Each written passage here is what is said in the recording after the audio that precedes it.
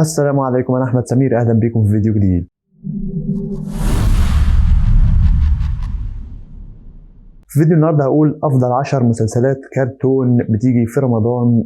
من وجهة نظري أفضل 10 هرتبهم من رقم 10 لرقم 1. بس قبل ما نبدأ عايزك تشترك في القناة لو مش مشترك وتعمل لايك للفيديو، ويلا بينا نبدأ. بس قبل ما نبدأ في القايمة عايز أقول ثلاثة مسلسلات موجودين في قائمة شرفية ما دخلوش في ضمن العشرة اللي أنا مختارهم، بس كان لازم إن أنا أقولهم في فيديو زي ده. رقم 13 هو عالم سمسم. أنا ما كنتش بحب عالم سمسم بصراحة، بس كان لازم إن أنا أحطه في فيديو زي ده، لأن من ضمن علامات مسلسلات الأطفال دي في رمضان. فممكن ناس تانية تحبه، أنا ما كنتش بحبه بصراحة. كان كل ما أجي يعني ألاقيه موجود أقلبه، مش عارف ليه. رقم 12 هو مسلسل قصص الأنبياء. قصص الأنبياء اللي هو كان بيجي زمان جدا على تقريبا القناة الأولى، والقصص نفسها كانت حلوة، بس الكرتون نفسه كان يخوف أساسا. أنا كنت بخاف منه يعني. شكل الكرتون نفسه ما كانوش عارفين يعملوه، تقريبا طير صلصال أو إيه ما تفهمش بتاع. يعني ده مش شكل حاجة للأطفال خالص يا جماعة. ده هي حاجة يعني، ده مسلسل رعب أساسا. بس قلت إن أنا أذكره لأن برضه كان بيجي زمان في رمضان. واعتقد لسه بيجي لحد دلوقتي بتاعي. ممكن يكون بيجي وممكن يكون لا. رقم 11 هو مسلسلات يحيى الفخراني في للأطفال. منهم مثلا قصص الحيوان في القرآن، قصص الإنسان في القرآن، عجائب القصص في القرآن، قصص النساء في القرآن، إيه تاني، قصص الإنسان. يعني عمل كذا حاجة كده كل سنة، كانت ممتازة برضو. فبرضو حطيت إن أنا حبيت إن أنا أحطها في القائمة الشرفية، لان ما لقيتلهاش مكان بصراحه في افضل 10 مسلسلات. نروح للقايمه على طول بعد كده، ورقم 10 هو مسلسل بوجي وطمطم. بوجي وطمطم طبعا مشهور جدا ومعروف في رمضان. ممكن الناس تستغرب انا حاطه ليه في رقم 10. انا بصراحه ما لحقتش، مش من الجيل اللي لحق بوجي وطمطم. يعني كان ممكن لو في نهايته كنت انا لسه صغير جدا، ما كنتش بعرف اتفرج اصلا على حاجات زي كده. مش كانش لجيلي. فالجيل اللي قبلي اكيد عارف ان دوت يعني حاجه اسطوره في رمضان، وانا عارف ان سمعت عنه كتير. لكن ما حضرتوش كتير بصراحه، لاني كان في اواخر وخلاص كان بينتهي، وانا كنت لسه صغير فما لحقتوش. بس كان لازم انا احطه في القائمه، لان برضو علامه من علامات برامج الاطفال ومسلسلات الاطفال في رمضان. واصلا ما يعتبرش كرتون، يعني هو زي ما تقول دمى، انت بتلعبه بعرايس، فما اعتبرش ان هو كرتون يعني. المهم نروح بعد كده لرقم 9. رقم 9 هو فطوطة. فطوطة طبعا اللي قدمه سمير غانم الراحل الله يرحمه. كان عامل مسلسل رائع جدا للأطفال. فطوطة طبعا شهر جدا ببدلته الخضراء وطريقة كلامه، فلحد دلوقتي الناس عارفة الشخصية دي. ودي كانت بادئة لبرامج أو مسلسلات رمضان، وعملوها بعد كده كرتون، بس كانش طبعا بجودة العمل العظيم اللي في البداية فطوطة. فنروح بعد كده على طول للمركز الثامن، وهو مسلسل المفتش كرومبو. المفتش كرومبو طبعا كان بيجي في رمضان، عبارة عن بيجي وعبارة عن واحد زي المحقق كونان كده، بس ده مصري بقى. واحد بيفتش في قضايا أو جرائم، بيعرض لك حلقة فيها جريمة حصلت، جريمة سرقة مثلا أو أي جريمة تانية، وفي الآخر يديك 3 اختيارات، يقول لك هل الشخص ده اللي سرق مثلا ولا ده ولا ده. فانت بتتصل بقى وتقول على اجابه اللي انت متوقعها، وبيحلوا السؤال في الحلقه اللي بعدها. فكان ممتع بصراحه وكان كويس، واتشهر برضو جدا. وعملوا منه نسخه اردنيه في الاردن باللهجه الاردنيه، ووصل كمان لاسرائيل كمان. انتم متخيلين؟ يعني عملوه دبلجوه للعبري كمان.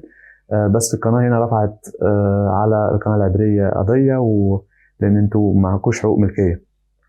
قصه كده كبيره يعني، بس كان لازم نحط مفتش كرومبو ضمن القائمه.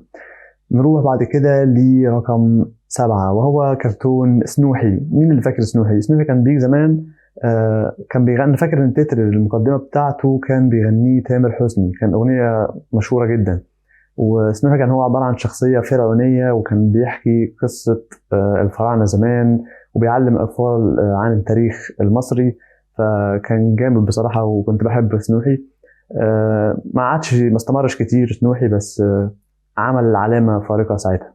نروح بعد كده لرقم 6، وده يعني احسن موجود، يعني اعلى حاجه موجوده عندي وهو مش كرتون، وهو طبعا زازا وجرجير.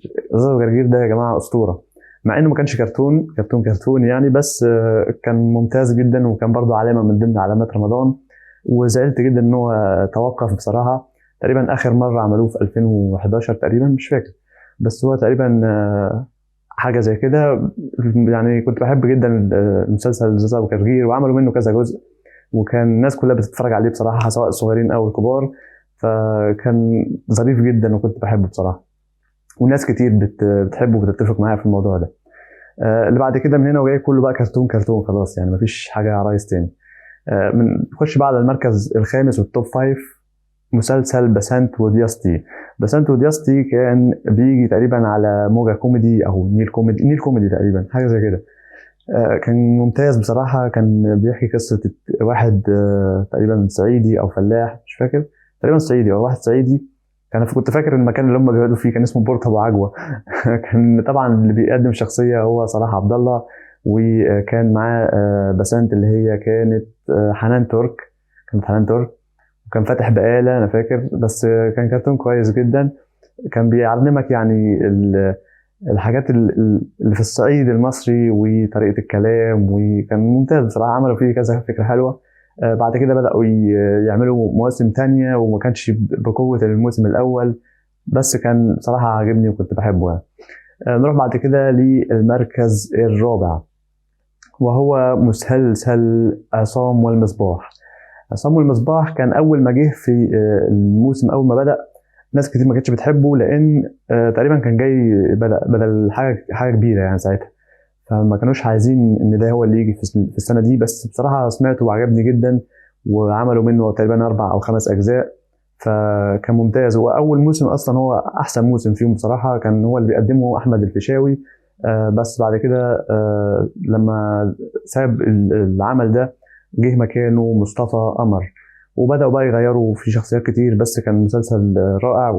يعني حته ان هم يلعبوا على قصه واحد اخو علاء الدين، وكان نفسه يبقى زيه ويلاقي مصباح سحري، فلقى فعلا مصباح سحري، لكن طلع له العفريت شفيق. وبدل ما هو يحقق له امنياته، لا، ده العفريت هو اللي بيطلب امنياته، وعايز عصام هو اللي يحققها له. فكانت فكره مجنونه، كنت يعني مستني اني يعني امتى هيحصل والعفريت او جني شفيق ده هيحقق لي عصام امنياته، بس في الاخر ما حصلتش. وكانت القصه كلها فيها فايده برضه، بيقول لك في الاخر ان انت مش محتاج جني مصباح او كده علشان تحقق امانيك، انت ممكن تعمل كل ده بنفسك يعني. لكن كان بصراحه كنت بحب جدا الكرتون ده. نروح بعد كده للتوب 3، ورقم 3 هو مسلسل القبطان عزوز. قبطان عزوز طبعا من بطولة سامح حسين، وكان معاه انتصار وعبد الله مشرف وسليمان عيد. فكان عبارة عن كرتون بس وشوش حقيقية على الكرتون ده، يعني جسم كرتون بس وش حقيقي للإنسان. كان ممتاز جدا، وكانوا موجودين على المركب بتاعتهم، كانوا مسمينها الشمندورة، وبيجولوا البحار بقى ويكتشفوا حاجات كتير. وكان ممتاز بصراحة، كنت بحب الكرتون ده جدا. برضو عمل ضجة أول لما نزل، وكان يعني مشهور جدا لحد دلوقتي موجود مشهور، بس ما بقاش يتعمل مواسم جديدة للأسف. كان نفسي إنه يكمل كتير، لكن وقف بدري برضو. فكنت بحب جدا قبطان عزوز. نروح بعد كده لرقم 2، وهو مسلسل سوبر هنيدي. طبعا سوبر هنيدي معروف جدا ومشهور في الوطن العربي كله. اللي بيقدمه طبعا محمد هنيدي، جاي من اسم المسلسل. عمل بصراحة يعني أسطورة في تاريخ الكرتون في رمضان. وبالذات كان أول موسم والتاني، يعني أول وتاني موسم كانوا بصراحة رائعين جدا، ودول يعني كلاسيك قوي. كان معاه طبعا الراحل طلعت زكريا الله يرحمه، وكان معاه طبعا الراحل حسن حسني الله يرحمه. فكان بصراحة ممتاز، وكان اسمه طلعت زكريا ساعتها صرعت تقريبا.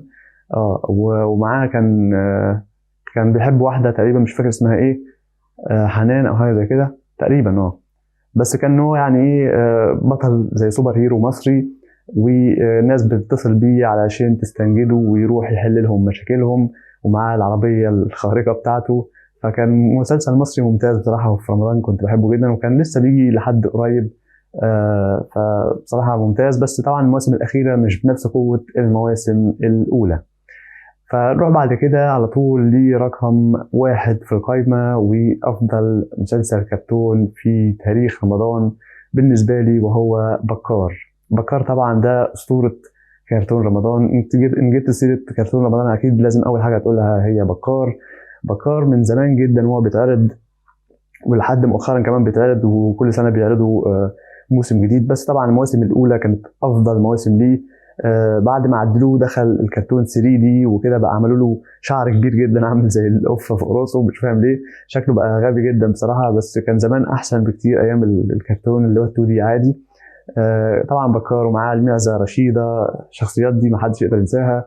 ومعاه طبعا صاحبه حسونه وصاحبه التاني همام. فكان كرتون ممتاز بصراحه، بيمثل برضو واحد طفل اطفال في الصعيد، وبيشوفوا بيقابلهم مغامرات كتير ويستكشفوا. فكنت بحب جدا الكرتون ده من ايام زمان، يعني الجيل اللي قبلي وهم بيعشقوا الكرتون ده، وانا حتى جيلي جه وبرضه كمل في حب الكرتون ده. حتى الجيل الجديد اي نعم بيعملوا 3 دي وكده، بس برضه حبوا الكرتون ده لان هو يعني علامه فارقه في تاريخ الكرتون المصري في رمضان. فدي كانت قائمه افضل مسلسلات كرتون او مسلسلات الاطفال في رمضان. حاجه نوستالجيا كده. يعني لما باجي اتكلم على كل واحد فيهم بصراحه بفتكر ذكريات قديمه جدا وانا لسه صغير طفل، وكنت بحب جدا الحاجات دي على الفطار دايما. فبس دي كانت قائمتي. قولوا لي انتوا قائمتكم في التعليقات وترتيب للقائمه بتاعتكم. هل في مثلا حاجه انا ما ذكرتهاش كانت المفروض تتذكر هنا في القائمه؟ فكروني لو في حاجه نسيتها. فبس ده كان كل اللي عندي الفيديو النهارده. كان معاكم احمد سمير، اشوفكم ان شاء الله في فيديو جديد. سلام.